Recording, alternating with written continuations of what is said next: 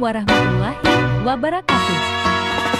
Balls hanging low while I pop a bottle off of ya. Chain swinging, clang clang, and it costs a lot. Bitch, I'm always at the guala, yeah, and you are not badass beat. Keep on going till you hit the spot. Whoa, I'm a big.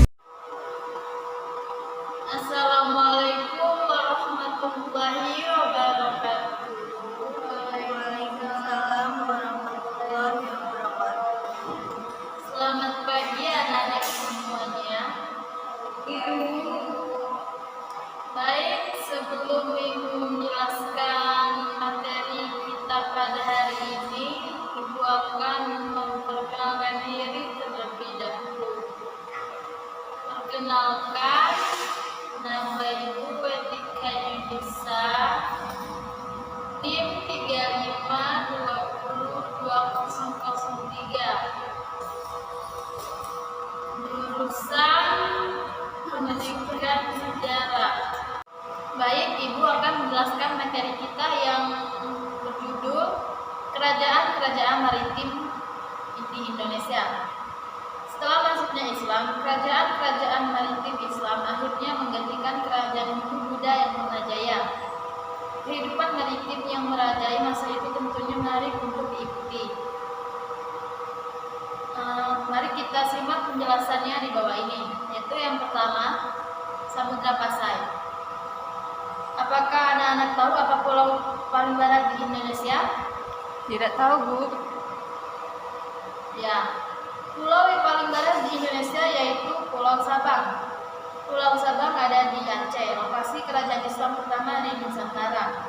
Nama kerajaannya Samudra Pasai, berdiri sejak tahun 1128 dan terletak di pantai timur Sumatera. Samudra Pasai berkembang sebagai kerajaan maritim karena didukung kawasan Selat Malaka yang strategis.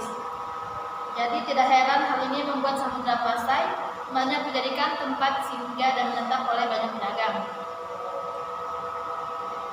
Bukan hanya Sriwijaya yang menjadi pusat belajar agama Buddha, Samudra Pasai juga menjadi pusat studi Islam di Asia Tenggara.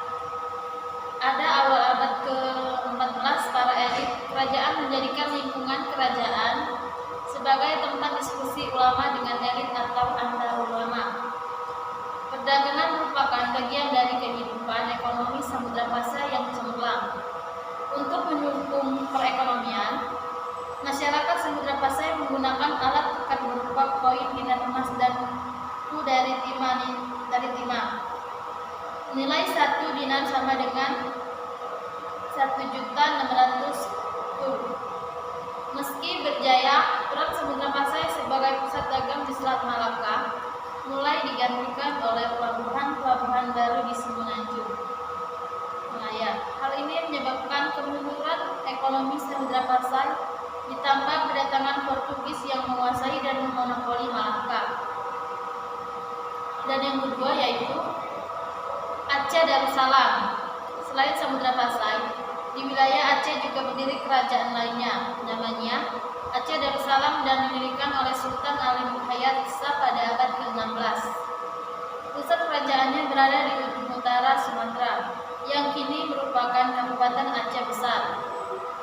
Kerajaan Aceh berkembang menjadi kerajaan besar sejak Portugis menguasai Malaka, dan banyak pedagang Muslim berpindah ke Aceh. Merasa akan dikalahkan, Portugis kemudian berusaha menaklukkan Aceh. Usaha mereka gagal pada tahun 1521 karena dikalahkan oleh Sultan Alim Hayat Shah. Pada tahun 1524 pun, pasukan Aceh berhasil menguasai Samudra Pasai. Pada masa pemerintahan Sultan Iskandar Muda, Aceh Darussalam mencapai kejayaan. Wilayah kekuasaan Aceh mencapai wilayah-wilayah yang saat ini berada di Sumatera Utara, Riau hingga Jambi. Kekuatan angkatan laut Aceh yang tangguh ketika masa Sultan Iskandar Muda mengkhawatirkan Belanda dan Inggris yang ingin menguasai Selat Malaka. Bagai kehilangan induknya, Aceh mengalami kemunduran setelah Sultan Iskandar Muda wafat. Pengaruh Belanda dan Inggris mulai mengusik Aceh dengan menguasai wilayah-wilayah kerajaan Aceh. Pada tahun 1873, Belanda menyatakan perang terhadap Aceh. pilihan rakyat Aceh mampu menahan serangan Belanda hingga awal abad ke-20. Belanda akhirnya berhasil mengurangi kekuatan Aceh dan pada tahun 1903 Sultan Muhammad Ghausah menyerah. Salah satu tinggalan Sunan Aceh yaitu Masjid Raya Baitur Rahman dibangun oleh Sultan Iskandar Muda pada tahun 1022 Hijriah atau 1612 Masehi. Dan yang ketiga yaitu Demak. Tahukah kalian kalau Demak merupakan kerajaan maritim Islam pertama di Jawa? Demak berdiri di abad ke-16 dan menguasai seluruh pantai utara Jawa. Demak memanfaatkan kemunduran Majapahit untuk membuat daerah-daerah pesisir melepaskan diri dari Majapahit dan bergabung dengan Demak. Masjid Agung Demak merupakan salah satu peninggalan kerajaan Demak.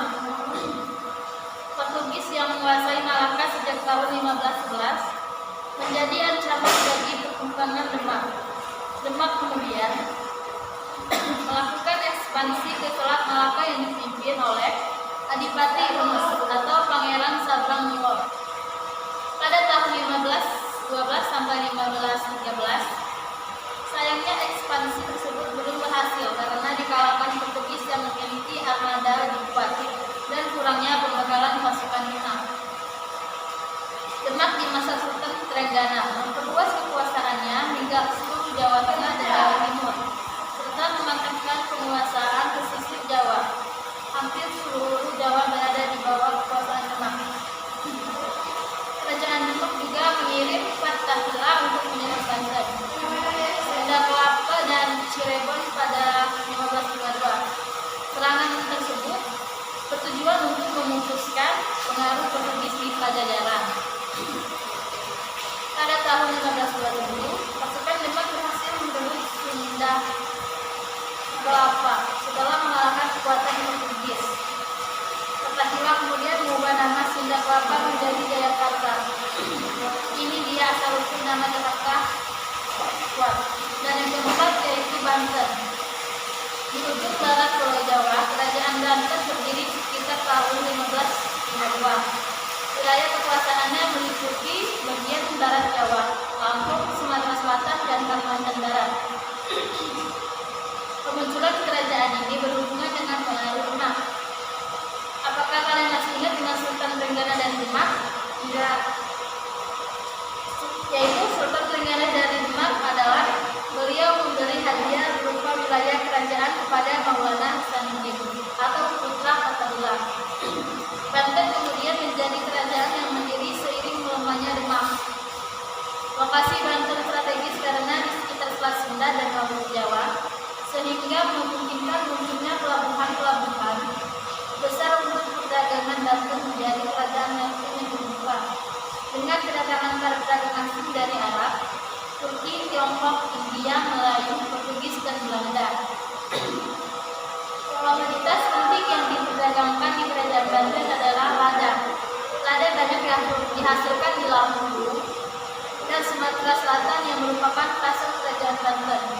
Adapun Kalimantan Barat merupakan penghasil berlian. Pada masa Sultan Ageng Tayasa, Banten mencapai puncak kejayaan.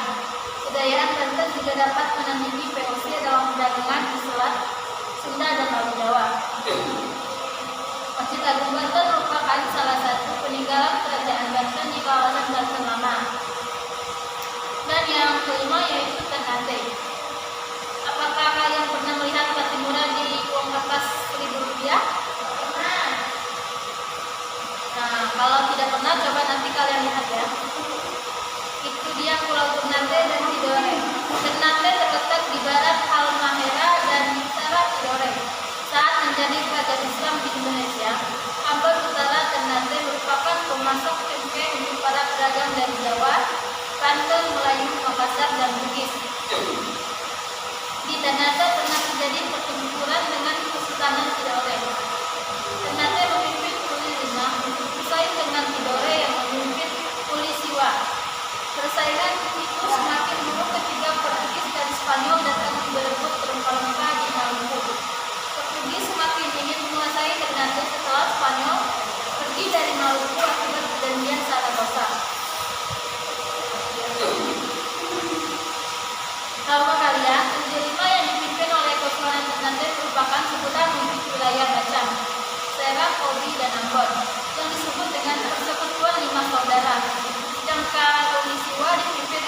Kesultanan Tidore, meliputi wilayah Halmahera dari laut sampai Papua, disebut dengan Persekutuan Sembilan Saudara. Sultan Babla berhasil membuat Ternate berjaya. Kora-Kora sebagai kapal armada perangnya berhasil memperluas kekuasaan Ternate. Wilayah kekuasaan Ternate meliputi Maluku Utara, Pulau Buru, Seram, Sulawesi Utara, dan sekitar Pulau Tomine. Dan yang keenam yaitu Goa Talok. Kerajaan Goa berawal dari penyatuan 9 distrik yang disebut Late Salapang oleh Panihalaya atau Ketua Dewan Adat. Kemudian didirikan kerajaan dengan raja pertama bernama Kumanuro. Islam masuk ke Goa pada masa Raja Goa ke-10. Garek Unipalanga Pulawet. Adapun Raja Goa 11 mengalami Daeng Mandragya atau Sultan Salahuddin, merupakan raja pertama yang beragama Islam. Peran orang Makassar dalam pelayaran di Nusantara berlangsung sejak abad ke-16. Goa dengan Somba Oku sebagai pelabuhannya adalah kerajaan dagang yang kuat. Kerajaan ini memperdagangkan rempah-rempah untuk ditukarkan dengan komoditas dari Jawa dan Malaka seperti beras, tekstil, sutra, dan porselen. Kemajuan perdagangan bebas Makassar mengancam VOC yang sedang berusaha memonopoli rempah-rempah Nusantara. VOC tidak mau Makassar menandingi perdagangan VOC di Ambon dan Batavia, sehingga menyebabkan Perang Makassar pada tahun 1666 sampai 1669. Perang ini akhirnya menentukan politik dan ekonomi kerajaan Goa Taluk. Itu dia kerajaan Islam di Indonesia. Hampir semuanya bertumpu pada perdagangan